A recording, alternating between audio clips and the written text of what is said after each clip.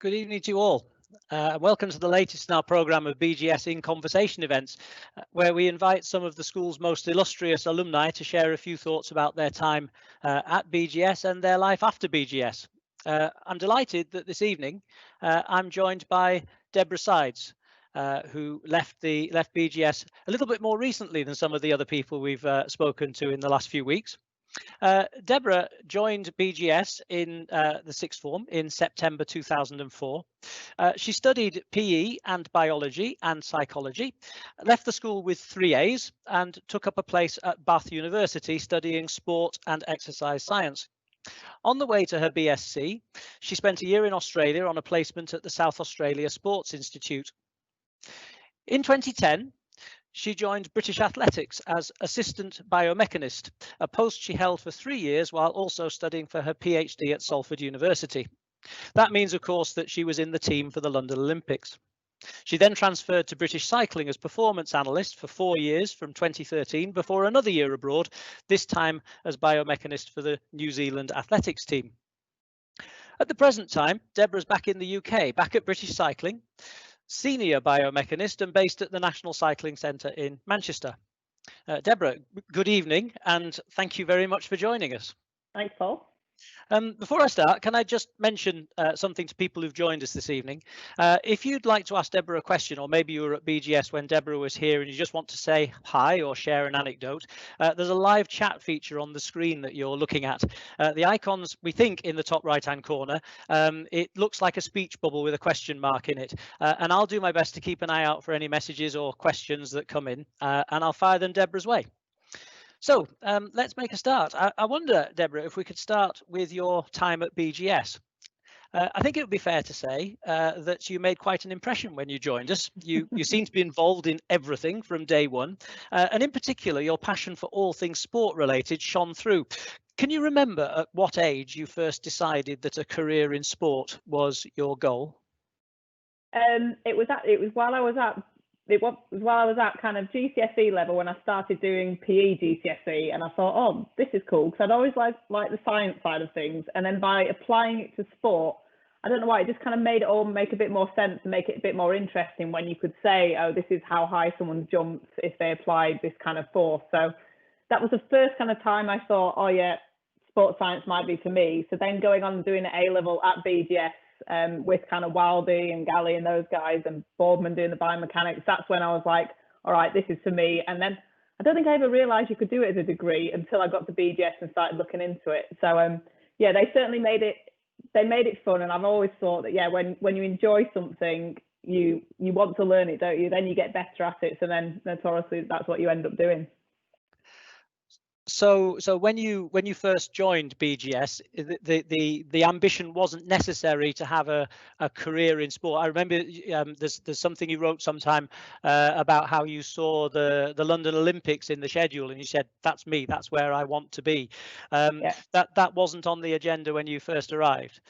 No, the day we found out we got the London Olympics, I remember I was in the sixth form centre, and I remember we probably didn't have phones back then or something, but I remember finding out we got the Olympics, and I went, that's awesome, that's going to be amazing, that's something I'd want to be involved in. So yeah, but even though when I started BGS, I wasn't necessarily set on sports science, like both my parents are medical doctors, so I think I was always kind of thinking, well, maybe I'll go down the medicine route.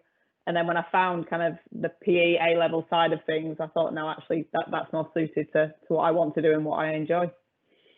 Very interesting. Now, of course, I'm kind of duty bound to ask. You did your GCSEs and then joined us in the sixth form. What was the main appeal of BGS to you? You know, looking forward to doing A-levels.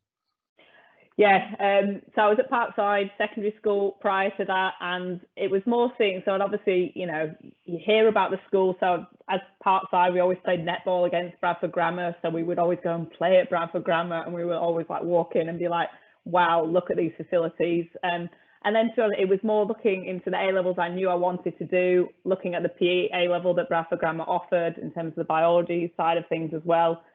It much better suited where I knew I wanted to go with my career in terms of a science background, and then along with obviously all the facilities on top of that and the netball tours and all those kind of things that it offered too. But yeah, it wasn't a difficult decision to make. And even though I was only there for 2 years, I loved my 2 years at BGS. Well, a number of the teachers from your time are still here at the school. Scott Hoth, who of course was your form tutor, Matt Wild, Jed Boardman, you've already mentioned, Colette White is still here. I've bumped into a couple of them today, and of course they say hi and they send their best wishes. Do you remember any particular highlights of your time at BGS? Yeah, I remember sitting. It comes back to A-level PE. Yeah, sitting in those kind of rooms that are above the sports hall, doing like the physiology. Wildy always did the physiology side of it. Gally always got lumped with the history side of stuff, which I don't think anyone ever really liked, but we obviously had to do. So yeah, I remember sitting in those rooms, and we always had like sleepy corner where a few of the guys would be sitting and falling asleep, and then the keynotes like me sat there taking on my notes and everything. So we had a lot of fun in those lessons. And again, it's, you know, because it's fun, you end up, I think you end up learning it better. I don't think I had as much fun in biology. I struggled a bit with biology, but no, psychology was fun with Mrs. White and Mrs. White and Mr. Hartley taught us psychology. So yeah, they were the more fun ones. Biology was hard. So and have you kept in touch with any students from those days? And I mean, do you even have your paths crossing professionally at any time? Not particularly from friends from BGS. I'm still very close to a few of the girls in sixth form, kind of all the ones that I was in the netball team with. So Charlie Breer and Megan and Shamila and those people. Because it's funny, when I've obviously played at Parkside, I was terrified of these girls. Every time we came up to play them against netball, I was really scared of them. And now you meet them and you realise they're not so bad. So no, we still, fortunately, obviously I'm in Manchester. They're all still over Bradford way, but it's not far away. So yeah, pre-COVID, we would meet up quite often. Not so much anymore. Super. Moving on to your time, I suppose, just after BGS, while you were at university, you got an opportunity to go out to Australia. And fairly early in your career, you were in New Zealand, and of course, you've kind of risen to the top in the UK. What are the significant differences between the way the three nations approach elite level sport? I would say Australia is fairly similar to GB, and it forms such a big part of obviously their lives. Sport is everything to them, and they're also a very big nation. So the way they support sport is they split it up into states. So I work in South Australia, but then New South Wales have their own sports institute. Victoria have a sports institute, and that's the way they divide it up. In New Zealand, while sport is a massive part of their culture, they're so much smaller that everything's just done on a smaller scale. So it's more individuals, and that's the biggest take home I took when I went to Australia is rather than working with, for example, the whole athletics team, they pick out key individuals that have got medal success. So I spent a lot of time with their pole vaulter who got bronze at the Rio Olympics. So they really focus all their money, energy, staff kind of on those certain individuals rather than trying to, I suppose, support a broader team. But yeah, it's just everything smaller. The office I worked in New Zealand, which was the whole high performance sport New Zealand office, had maybe 40 staff. That's the size of the staff that are just at British Cycling, never mind all the other sports in GB. So it was really nice to have a change there. They're not behind on what we do. They just, like I say, it's more focused on individuals as opposed to a wider program. But yeah, I love my time in both Australia and New Zealand. Australia was different. I was obviously starting out. I was kind of doing a bit of everything, whereas when I went to New Zealand, I obviously had a specific role and a specific job. So yeah, they were different, but I do like the Southern Hemisphere. A bit warmer. Yeah, especially at the moment. Yeah. Now, to be fair, many of the people who've tuned in will know what a performance analyst does, or some of it anyway. But biomechanist might be an unfamiliar job title to many people. Would you mind if I asked you to spend a few moments explaining to everybody what a biomechanist does for the country's top athletes? I can indeed, and it's funny because it's what my parents always have to try and answer when they ask, oh, what did your daughter do? And they can never answer it. So The way I always describe it is biomechanics is more looking at the technique behind a performance. So a performance analyst looks at the end result, whereas a biomechanist looks at the technique, kind of the movement behind it. So in cycling, I spend a lot of time looking at pedaling mechanics. So we have the rider in a lab. We put all those markers on them, which you may have seen kind of, you know, online. You put the markers on and that gives you the joint angles. You can look at the force through the pedals. We can make changes to the bike to work out what makes them pedal more efficiently. In athletics, so for example, when I did my PhD was based in sprinting. So in sprinting, we look at kind of step length and step frequency. Again, look at, you know, how long strides are. So it's more, yeah, it's more the technique and it's more the maths and physics side of things. So it was what, yeah, Boardman taught me at BGS as part of the A-level PE degree, but there's also probably fairly basic maths. So people that have done A-level maths will say it's not complicated maths, but it does involve kind of maths and physics as well. All right.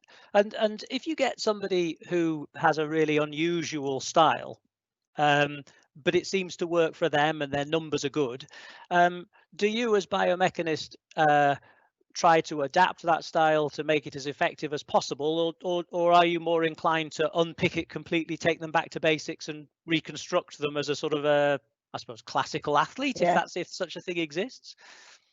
It's funny, it depends how good they are. So for example, my PhD was actually looking at the technique of elite level sprinters. So I was going to competitions and filming the likes of Usain Bolt, Johan Blake, all those top guys to look at their technique. And what you find is each of them have a different technique, because each of them have kind of a different morphological makeup, different anthropometrics, so leg lengths and stuff. So you actually find at the very, very elite level, everyone is individual. So you wouldn't try and change them. At a younger level, we try and then use that data to go, oh yes, so we know typical cyclists have, for example, this peak power or this kind of endurance tank. So then you can actually try and look at younger athletes and get them into that ballpark. But once you're at the top level, oh, sorry, there's a dog. I told you about this. At the top level, you kind of they're all kind of bespoke and individuals. Great, got it, understood.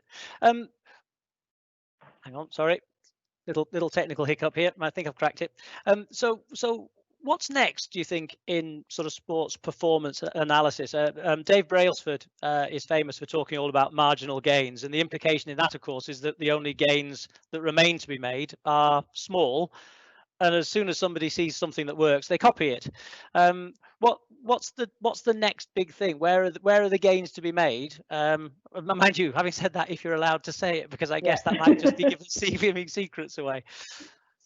No, it's not giving secrets away. I think, yes, it does feel like it's only marginal gains, but then, for example, the team pursuit. So when we talk track cycling, the team pursuit is 4 riders who do 16 laps and each take a turn on the front. We've seen the world record in that absolutely tumble in the past 4 years. So we did hold the world record, which was 3 minutes 50 in Rio at the Rio Olympics.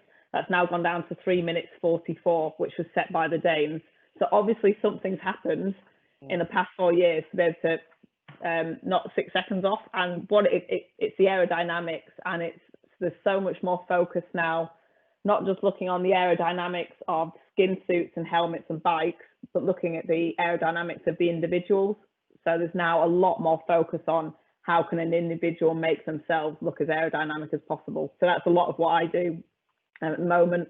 Again, every other nation is doing it, so you've really got to kind of try and stay on top of it. So moving forward, next Olympic cycle, I think it will be kind of tackling that again from a younger level. If we can get, for example, the riders on our academy, if we can get them working on their body position early on, it means by the time they work up the program, they've done all the testing, they're training in that position, they'll be adapted to that position, and then you can focus on the other elements. So it's nothing really new. It's just some people are suddenly cottoning on to where the big gains can be made.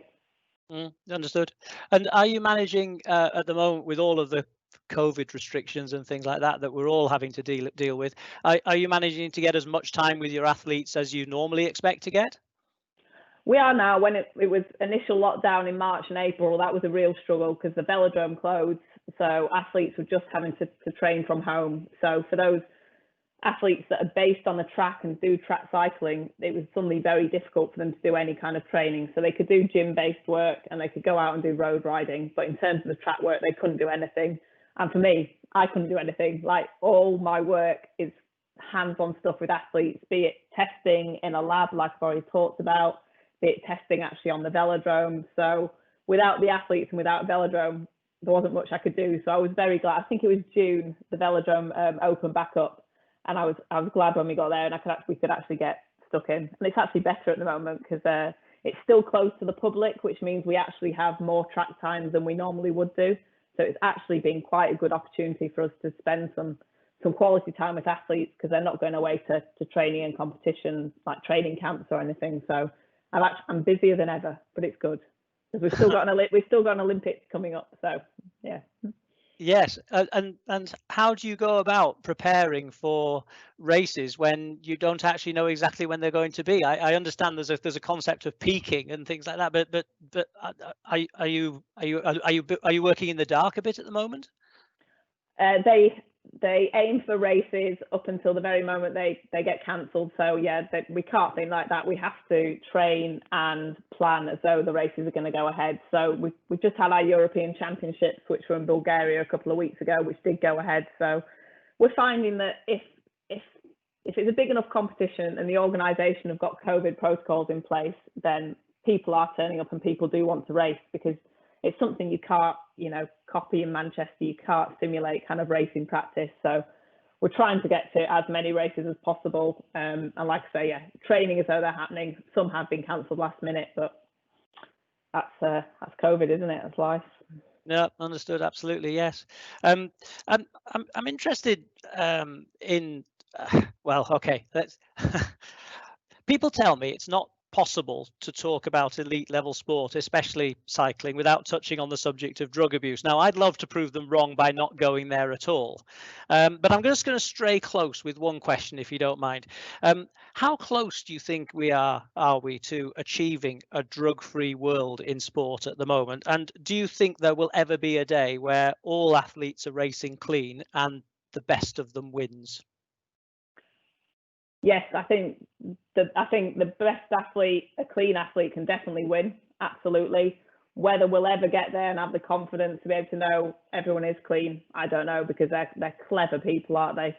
Like, it astounds me. I'm always watching all the documentaries and stuff, and when you see how athletes have got away with it, it's shocking, isn't it? And you just think, it's not in the spirit of the sport. I think, unfortunately, it's always going to happen. But I also know, like, of all the athletes I work with, knowing they're all clean and knowing the success we've had in the Olympics and stuff, I think it does prove that, yeah, you can do it clean. Whether we'll ever completely wipe it out, I don't think so, which is sad, but I don't think we will. I think they're cleverer than the testers, I suppose. Yeah, well, it's a constant competition, isn't it? But yeah. I certainly, looking back, I don't know, 15 years or so, you feel that the sport's in a much better place now than it was back then. So yeah, fingers crossed. Yeah, definitely. Yeah. I was out in the school earlier on today, and I just asked a few of the students, because a few of them know this is coming up. I just said, if I was talking to somebody who was right at the heart of training elite level athletes, what questions should I ask this person? So I've got half a dozen quick fire questions from some of the kids, if you're all right with that. Yep, fire away. So, yeah. Question number one. Which country is currently leading the world in the way it prepares athletes for competition? I would say Great Britain. Yeah, definitely. In terms knowing, not even just within cycling, so I work within the English Institute of Sport, which means we have kind of practitioners in lots of different sports. So I see other stuff that goes on in, for example, the sports like rowing and everything, especially the things in preparing for Tokyo of the heat and humidity. There's an unbelievable amount of research and thought and preparation that goes into that. So GB, I'd say, are certainly at the top of the game in that. Of course, I'd say GB, but we really are. Yeah. Who pushes us close? Australia, and it comes down to, I think, a lot of times funding, and the funding they have available to do stuff like this. So, for example, New Zealand may have funding, but they need to use that funding for kind of training venues or other bits, they probably have less surplus funding to then work on specific projects. Whereas certainly in GB, we work alongside a lot of universities for doing these kind of research and preparing athletes. Right. And so does the funding side of things affect you very much? Are you pretty much isolated from it? No, it affects everything, because even this year funding has changed. It obviously comes from, government, lottery funding. Any changes in that do filter down through the system. It's all dependent on Olympic medals. So if next year they don't do so well and we lose funding, it trickles down into kind of what we're able to do and what we're able to offer. So yes, we're somewhat protected, but it's all one big pot at the end of the day. Right. And is there a plan B? I mean, just suppose cycling lost all its funding, what would happen? We'll have to find it from somewhere else. It would then, I suppose, start trying to get it from sponsors and things if we lost kind of lottery funding or those side of things. So yeah, it'd be looking for different avenues. I try not to think about it. Maybe my job. You've got to make yourself indispensable so that doesn't happen. Yeah. Right, love it. So next question from the kids. Should we listen to music when we're training? Yes, I think it is good. Like, you'll find a lot of the riders, whenever they're kind of on the turbo, so that's like a stationary bike. So they did a lot of this in lockdown, that they can set up at home on their bike. I would say almost all of them use music in terms of motivation and taking your mind off kind of the pain that you're feeling. I would say though, if you're out road cycling, don't listen to music. Listen to the road, knowing what drivers out there are like. But yeah, no, there's all sorts of kind of playlists, and we quite often in the velodrome, there'll be a big speaker in the centre, and I don't know, someone gets to choose a playlist of what goes on there. But it just creates a bit of an atmosphere and a bit more of a kind of a vibe around the velodrome.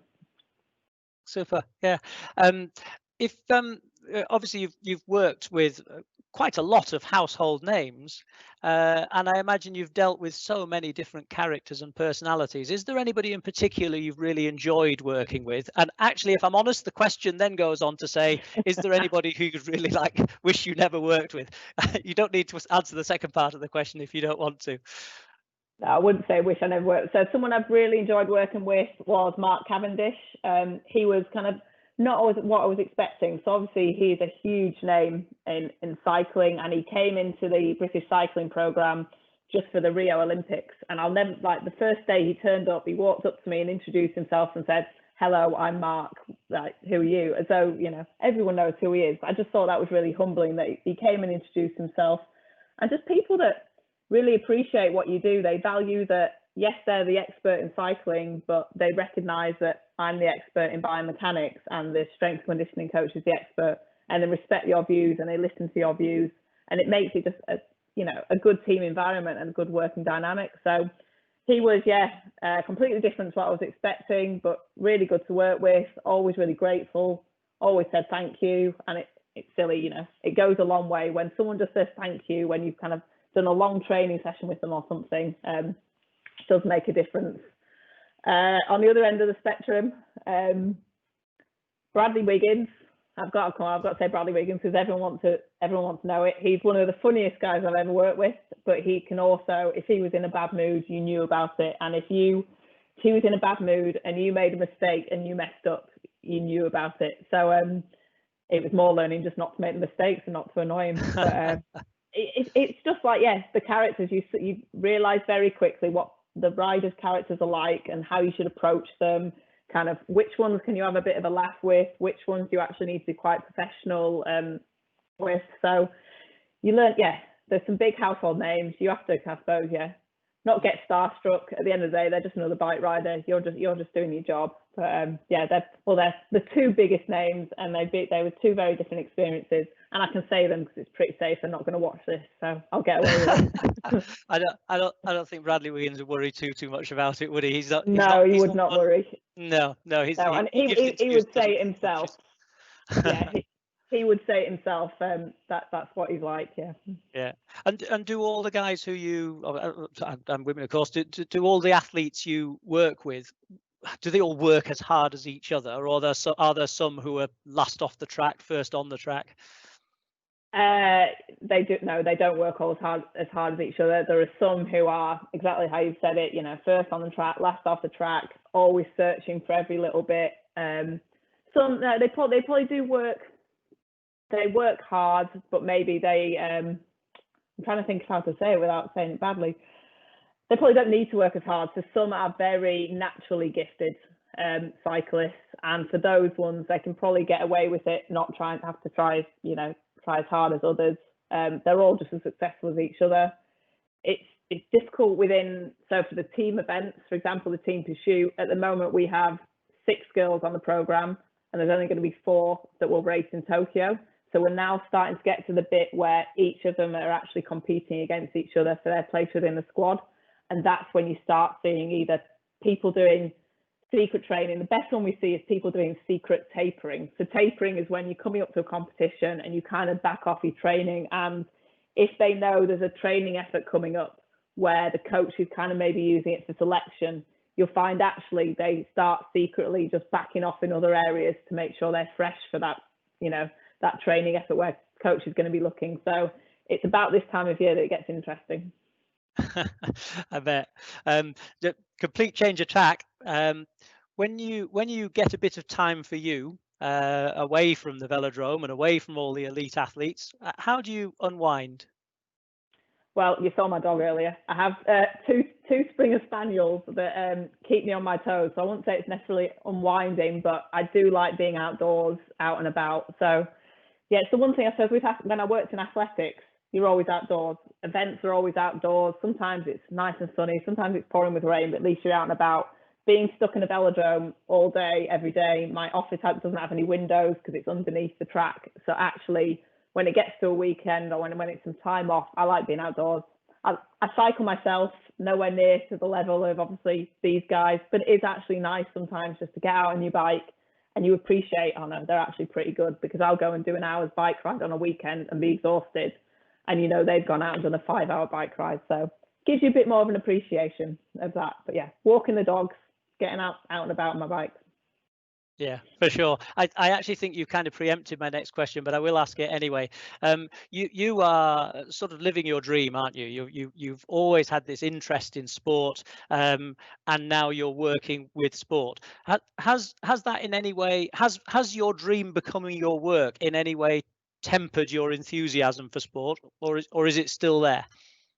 No, it's still there. I do have to pinch myself sometimes when I realise, that time I found in BGS that, the Olympics was going to be in London, to think that I went to the London Olympics and I went to the Rio Olympics as a sports scientist. That's really, in my eyes, it's as good as it gets. That is the pinnacle of what you can kind of do as an applied sports scientist. So no, I still love it. I never dread going to work. Like every day I enjoy it. Like the job I'm in now, is my dream job. So biomechanist at British Cycling was a dream job, which is why I was only in New Zealand for a year, because then this job at British Cycling came up and I was like, oh, better pack up my bags and move all the way back to the other side of the world. But yeah, I love it.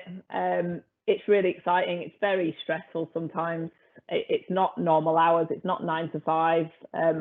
But then you get the kind of the Olympics and it's all worth it. So it sounds really cheesy, but it's true. No, it's lovely. And I guess, living with the pressure you clearly do, we're all the more appreciative that you've found a bit of time to talk to us. So really, thank you very much. Now I've forgotten what I was going to ask you. Then I was going to follow that up with a question. I'll come back to that in a minute, if you don't mind. Going back to the questions from the children, they were very interested in the idea of working abroad. I guess if you've lived in Bradford and Shipley all your life, and somebody's been to Australia and New Zealand, the glamour. What's the single best thing or best things about life in either of them? But New Zealand got mentioned. Yeah, no, New Zealand is my second home now. So I'd only been for a couple of days. I'd kind of been to New Zealand on my way to Australia, didn't really know much about it. So it was a bit of a, big leap to go make the decision, I'm going to go live over there. But it's just the most incredible country. The biggest thing was the people. Like, they are so friendly. Like, I couldn't believe it. Every time you're going to a supermarket or a coffee shop, everyone is just chatty and friendly, and there's just a really nice atmosphere.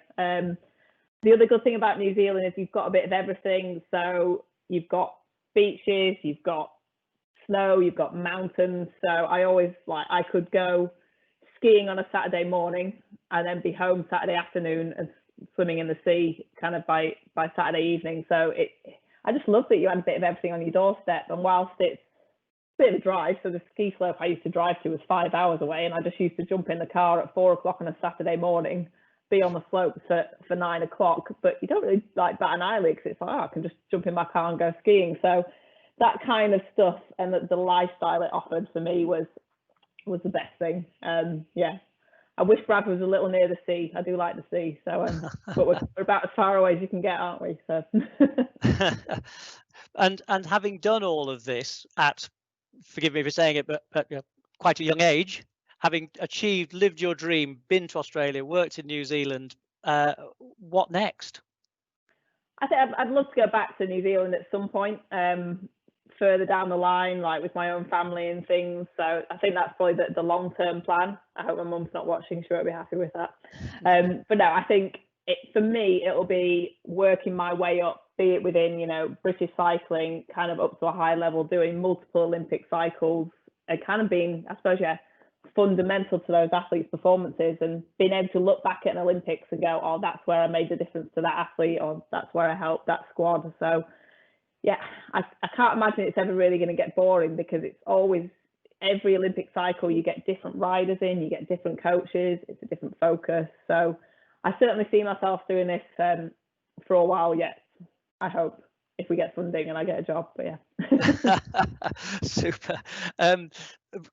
One of the things that seems to be a common theme in sport is clubs, let's say, rather than whole sports, growing very quickly, burning brightly for just a short time, and then waning just as quickly.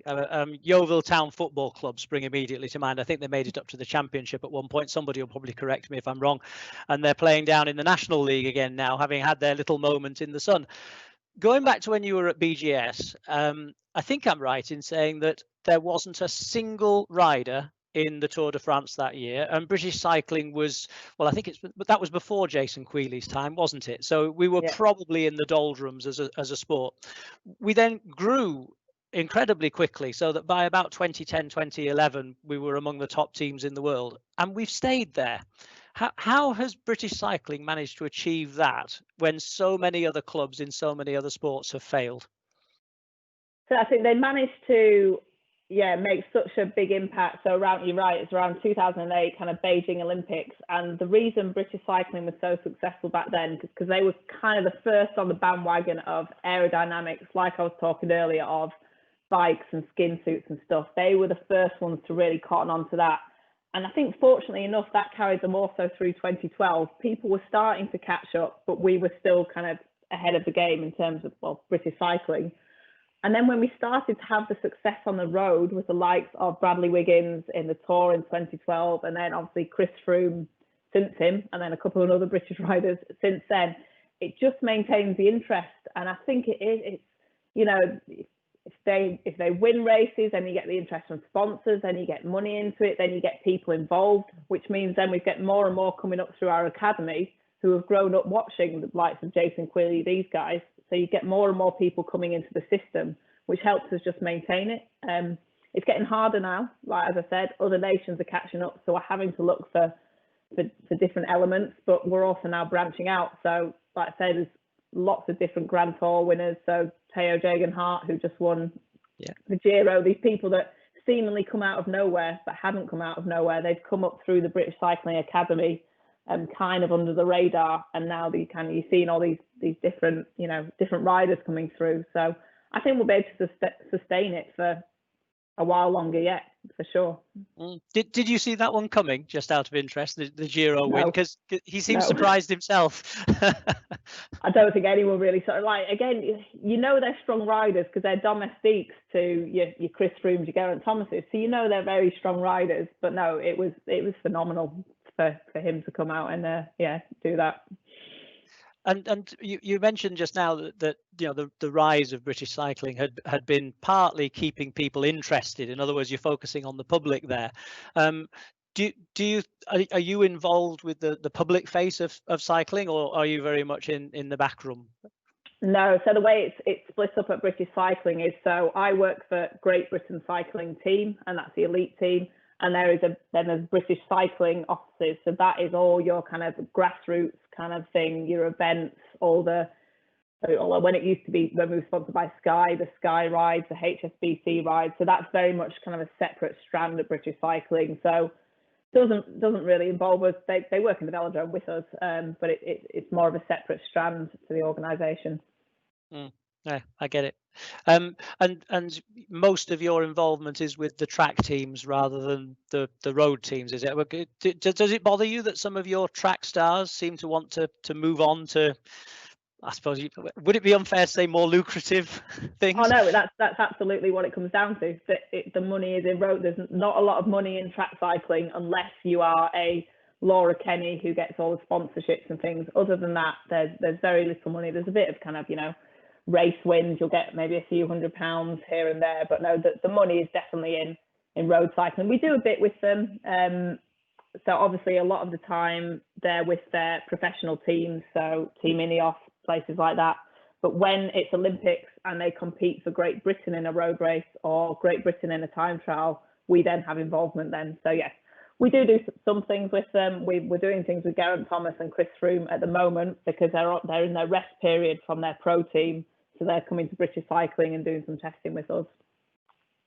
And do you keep up a relationship with the pro team, or are they kind of separate organisations? They're pretty separate. The coach of the kind of track squad is the person that kind of liaises between the two. I think it's notoriously pretty difficult because they've both got different goals. The track coach wants them to do really well in the Olympics. The pro team coach at Ineos wants them to obviously do well on the road. So it's always a difficult balance of keeping both parties happy. Right. I realise I'm zigzagging around a little bit here. I've remembered what the question was that I wanted to ask you a moment ago, which was other countries. We talked about the fact one of the children asked which country was the best, and you said that we were preparing our athletes as well as any other country, but the Australians, I think, were close behind. What sort of spying can we do on what other teams are doing so that we can copy the best ideas from elsewhere? There's not very much you can do. You would always think that, you could, go across it's funny actually, at competitions, the way track cycling competitions are set up is everyone is in the middle of the velodrome together. So everyone has their own separate pit where all their bikes are. Everyone walks around and has a look at other nations' bikes and secretly has a phone out and takes pictures of things. So there's nothing that's secret because they now have it in the rules that whatever equipment you use has to be available to buy. So in theory, any nation could come and buy the bike that GB have developed. Any nation can come and buy the helmet that we use. So that was to stop kind of, I suppose, us, Great Britain, kind of racing away with equipment innovation and no one being able to keep up with us because they don't have the money. So yes, they can come and spy, but at the end of the day, if they've got the money, they can always come and buy our equipment anyway. In terms of preparing athletes and things, I'm not sure there's much you could do, bar, like you say, going and sitting in the Australia velodrome for weeks on end and trying to work out what they're doing. It's a very small world. I think if you did that, someone would know who you were and say, oh, we happen to have seen Debs just sign the velodrome. So yeah, there's not too many secrets in terms of equipment and things side of things anymore. Unfortunately for us, it was good when it was kind of back in 2008 and we were ahead of the game in terms of that side of things. So I know certainly any of the current students who are watching this will want to know if you wanted to buy a bike good enough to compete in a velodrome at the top level, how much would you need to spend? So our current Olympic bikes are about £20,000, I think. So the current Olympic track bikes are 20,000. You could get a very good track bike for probably around 4,000 or 5,000, but the Olympic spoke one, and I suppose that includes like the wheels that they use, the special tires, the special chain rings, the special chain, like every little bit of that bike is bespoke and has been tested kind of aerodynamically, tested for weight, efficiency. So once you put it all together, yeah, it's £20,000. It's a big sum of money. But as I say, other nations are now spending that kind of money as well. Yeah. So. And do you, as a biomechanist, have any input in the equipment that gets bought? Is there such a thing as wrong equipment where you say, well, that's 20,000 quid down the drain if we spend that, let's go for that one? Yes, you'd be surprised how often that happens.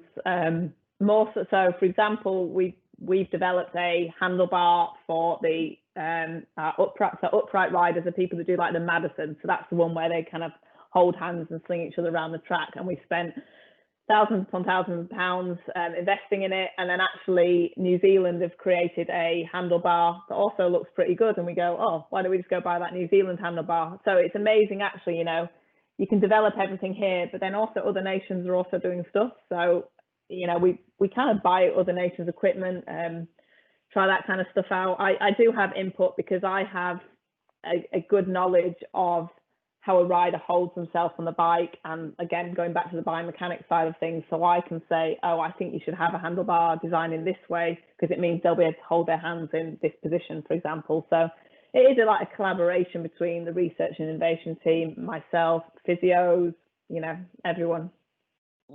And I appreciate, obviously, where bicycles are concerned, not falling off is a good bit of advice. But how do you avoid injuries when you're pushing these people to their limits? No, it's a big thing. More that because if they get injured and then they lose training days, so if they're off the bike for 2-3 weeks, that then obviously impacts on their Olympic preparation. So yes, we don't want them to fall off and break a leg, but it's also kind of the overtraining injuries, the saddle injuries of riding for hours and hours on a bike, all those kind of things. So it's just working very closely with physios, and we have our own in-house physio team that again are based in the velodrome. So I didn't say it earlier, I think it's one of the reasons that British cycling is so successful is because it's centralised in Manchester, and everyone and everything you need is in that one building. So it means if you need a different handlebar or you need something, you can just walk around the corridor and go and get it. Whereas other sports I've worked in, so when I worked in athletics, it's spread all over the country. So you kind of maybe lose some of that interaction between different people. Fantastic, thank you. Right, now I have a confession to make, which is that I've been looking at a blank screen of the live event question and answering thing because I had my tab in the wrong place, and there's loads of them, so I've messed it up again. So can I just whiz through a couple of the questions that have coming from elsewhere? I've not looked. All right. So Richard asked, how is British cycling planning to build on the successes to date and promote more of the Tom Pidcocks and others? Are there future superstars we should be looking out for? Could there be a future BGS cycling champion? I know we've got some fairly successful BGS triathletes, haven't we? So we're obviously doing something right. I think there are plenty of people, like Tom Pidcock's a perfect example. So he was kind of a mountain biker, and he suddenly started having all this success on the road. And you just think, he's one that's kind of gone under the radar, and everyone's now sat up and gone, oh, that guy's pretty good. Same, we've got Ethan Hayter, who is currently in our track squad, but is also now riding for Team Ineos. So there's all sorts of these younger guys that are coming up and filling those roles. We've got such a strong academy program at British Cycling. So we have a junior academy where they're about 17, 18 years old. Then we have a senior academy that are kind of early 20s, and that's when they become full-time cyclists. They move to Manchester, they train here, they go away on training camps. So it's really healthy in terms of riders coming up, because I suspect we'll get a few retirees after Tokyo Olympics. So then there'll be kind of spaces opening up. In squads. I think you could definitely get some cyclists from BGS because it's so hilly around there. I mean, I've always said this, this is terrible, to think when I was at school, obviously I was in Alistair's year, obviously Johnny was probably like a couple of years below. We never really realised how good they were, but then they've always said it was training on kind of Ilkley's roads, isn't it, and all the hills that, has made them so successful. So I can't see why we can't get another cyclist out of there. Yeah, it's certainly brutal around here. Paul O'Carroll's been on, and he's written, when you consider performance improvement tactics, what percentage would you say is down to mental attitude, and what strategies are deployed to create the right mental states? Back to your psychology A level now. I was going to say that really is, isn't it? Mrs. White, horrified. I have to try and remember. I would say in terms of a percentage, I've got no idea how to put a percentage on it in terms of how important it is. But I do like, again, we have a full-time psychologist based at the velodrome to work with the riders on these kind of things. I'm going to be completely honest. I don't really know what they do, because psychology is always one of those ones. They're very careful in terms of, you know, rider confidentiality and stuff. So the psychology sessions are always kind of kept away from us. There's a lot of dealing with stress. There's obviously, being a British cyclist, there's a lot of pressure that comes with it, a lot of expectations. So I do know that they do a lot of work around that. And then also particularly around, I mentioned it earlier, the selection and kind of dealing with those kind of pressures and stresses when, yes, you're training with all your teammates day in, day out, but at the end of the day, you're also competing against them. So I think certainly for the squads I work a lot with, the team pursuit squads, that's where a lot of it's focused. Got it. I'm sorry, I can't give a better answer because I know very little of what they do from the psychology side of things. That sounded a good answer to me. Now, Richard's got a technical question, and I'm going to fire it across, because I know some people will understand what this is all about. Anybody who uses Zwift will anyway. Technical question: is there an optimum watts per kilogram for a track rider as opposed to a world tour rider? Yes, people will understand what that means. Yes, there is. It depends what kind of track rider. So whether you're going to be more of a sprint-based rider, so that's kind of your Chris Hoys and your Jason Kennys, as opposed to a more endurance race rider, which would be your Bradley Wiggins and things. I don't know if I should say like what they are. I don't think I should say what our riders are. I'm afraid. Maybe I can like say it separately off the chat or something. But yes, there is. I've got a question here. Are there any other sports that you haven't worked in that you'd like to experience? Oh, that's a good one. When you go back to New Zealand. Yes, I've done very little with team sports. So I've worked in athletics and cycling, but I've done very little where, you know, it's been, for example, a hockey team or a netball team. So I think I'd quite like to do that, because it'd be the dynamics of a team, and it'd be a different side kind of support that you would offer. So maybe the All Blacks. Maybe I'll go back to New Zealand and work with the All Blacks. That'd be a pretty good job, actually. Yeah. Cool. I've got a question here from Aaron Gill, who wants to follow up really on this whole thing about sort of bringing on youngsters. And his question, I think, loosely is saying, should we do more with the universities and perhaps have a USA-style sports system, sort of inter-college sport, things like that? Would that benefit UK sport if we went that way? Yeah, I think it would, because particularly in cycling, it's a very hard thing to get into. It's not like athletics where you can just pull on some trainers and start running and things. You kind of do need equipment, you need facilities to be able to do it. So if we had more kind of interactions with universities, more relationship with the universities, they might be able to, you know, set that kind of thing up. So I'm going to put that to the boss. I think that's a good one. Amy's just asked a question, but I'm not going to repeat it. It finishes what's next in the pipeline for you. I think we've and it starts off with you are now this age, so we'll leave that bit out. I think we've covered what's next in the pipeline, haven't we? There's a few people, yeah. I think there's actually there's an interesting question. Keeping the sport clean. Are biological passports introduced for all British cycling funded track and road cyclists? I don't know about the track cyclists. I don't think they are, actually. The honest answer is I don't know. Not that I know of for the track cyclists. I know for road it's definitely more of a thing, but not that I'm aware of. But my medical team may be horrified that I don't know that. Maybe I should know that. And I think that the one that we've all been sort of leading up to, I guess, thinking about sort of future cyclists at BGS and people who are just interested in careers in sport. Izzy Wellings has been on, and she's asked specifically about this. Katie Bowden has as well. We've got a load of very promising athletes in the school, as you can imagine. What advice would you give them? What advice would you give the athletes, first of all, to make the best of what they've got? And I guess I think Katie and Izzy were more interested in careers like yours. What advice could you share with us? In terms of careers like mine, the biggest advice I always give to anyone is to just try and it's the hardest thing, to try and get as much experience as possible. And I know that's so hard to do, but that is what is going to set you apart from everyone else. So many people do sports science degrees these days. Like when I did back in the day when I did it, it was still a thing, but it's nowhere near as big as it is now. So to have something to kind of set yourself apart from others, and it's trying to get yourself as much practical experience as you can, be it, going off, and sports clubs always want people to go and say film their football matches at a weekend. Anything you can do, just so you've got kind of hands-on experience with coaches and athletes, would be my advice for that. In terms of being an athlete and what advice, I suppose it's work hard, because again, it's the same thing, isn't it? I see so many people, young people coming through, all these people on the academies, and maybe only one or two will make it up onto the senior program. So yeah, working hard, but also I think still studying and still trying to keep that side of things going, because I guess, so you've got something to fall back on. That's not very positive, is it? But I think it's good to try and get a balance between the two, because unfortunately it doesn't work out for everyone. Yeah, and you said about get as much experience as you possibly can. While you were at BGS, were you making contacts already that were going to stand you in good stead? Yeah, so it was, I'm trying to think things I did while I was at BGS, but even like in the summers, I spent a summer at Liverpool John Moores University just helping out in their biomechanics lab. So completely voluntary.